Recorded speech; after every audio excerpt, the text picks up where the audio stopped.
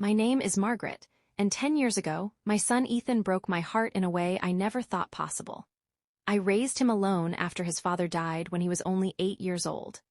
I worked double shifts at a diner, cleaned offices at night, and sacrificed everything so he could have opportunities I never had. When he graduated from college and landed a high-paying job in New York City, I was the proudest mother in the world.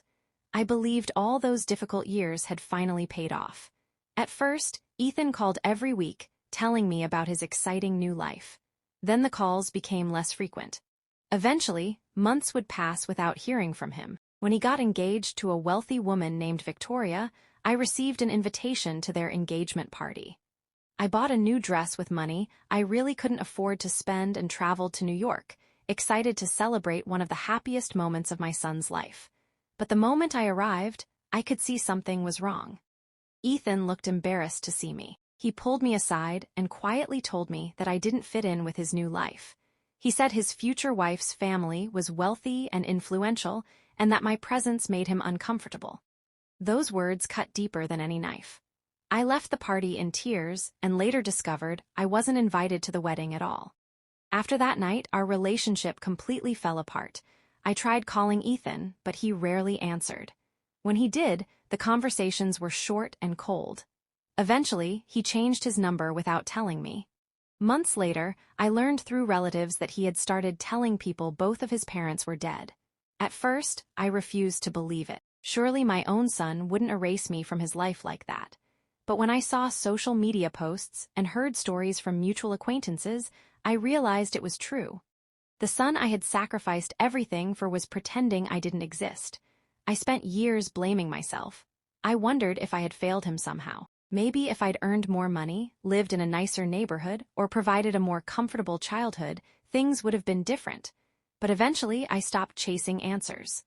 I sold my small house, moved to a peaceful town in Vermont, and tried to build a life for myself. It wasn't easy. Birthdays and holidays were especially painful. Every Christmas, I hoped the phone would ring. Every Mother's Day, I wondered if Ethan remembered me. But the call never came. As the years passed, I slowly learned how to live with the emptiness. 10 years later, on a cold October evening, someone knocked on my front door. I wasn't expecting visitors. When I opened it, I barely recognized the man standing there. His expensive suits and confident smile were gone. He looked exhausted, older, and completely defeated. Then he spoke. "Mom!" My heart nearly stopped. It was Ethan. For a moment, I couldn't move or speak. 10 years had passed since I had last seen him. 10 years without a phone call, a letter, or even a simple message. Now he was standing on my porch looking like a stranger. He asked if he could come inside. Part of me wanted to shut the door and walk away. After all, he had done exactly that to me years earlier. But despite everything, he was still my son. I stepped aside and let him in. We sat in silence for several minutes before he finally explained why he had come. His investment company had failed. He had lost millions of dollars. His marriage had ended. His friends had disappeared. Everything he had spent years building had collapsed. Then he looked at me and said something I never expected to hear. "Mom, I'm sorry." At first, I didn't know how to respond. For years, I had imagined what I would say if I ever saw Ethan again. I thought I would yell at him. I thought I would demand answers. Instead, all I felt was sadness. I asked him why he had told people I was dead. Tears filled his eyes. He admitted that he had become obsessed with status and wealth. Victoria's family looked down on people who weren't successful, and he became ashamed of his own background. He wanted acceptance so badly that he convinced himself cutting ties with me was necessary. Listening to him explain his choices was painful, but I could see genuine regret in his face. For the first time in years, he wasn't acting like a successful businessman. He was simply a broken man facing the consequences of his mistakes. We talked late into the night. He told me about the loneliness he had carried despite all his money. He admitted that losing his family had hurt more than losing his business. Before going to bed, he told me he didn't expect forgiveness. He only wanted the chance to apologize. That honesty touched me more than any excuse ever could. Ethan stayed for a few days, then a few weeks. Eventually, those weeks turned into months. He found a modest job at a local hardware store and rented a small apartment nearby. Slowly, we began rebuilding the relationship that had been destroyed so many years earlier. It wasn't easy. Trust doesn't magically return overnight. Some days I still felt angry. Some days he struggled with guilt. But we kept talking. We kept trying. One afternoon, Ethan showed me an old photograph he had found in a storage box. It was a picture of me, him, and his father standing outside our first home. We had very little money back then, but we looked genuinely happy. Ethan stared at the photo for a long time before quietly saying, "I spent my whole life chasing success and never realized I already had everything that mattered."